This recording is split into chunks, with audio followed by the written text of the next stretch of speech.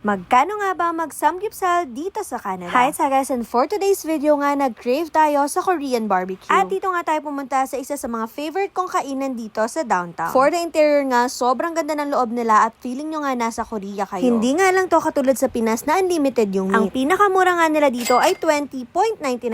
Yung kanilang side dishes ay unlimited naman. At ang pinaka-favorite ko nga dito ay yung kanilang steam egg. Isama mo na nga rin yung cucumber nila na nakakatatlong plate ako kapag kumakain ako dito. At ang papasarap nga sa lahat ay yung kanilang cheese corn. Maya-maya nga lang dumating na yung karne natin at dalawang order na nga pala to. O, diba? Sa side dishes na nga lang tayo babawi. For the drinks naman, eto yung tinry natin, yung kanilang soju screwbar cocktail.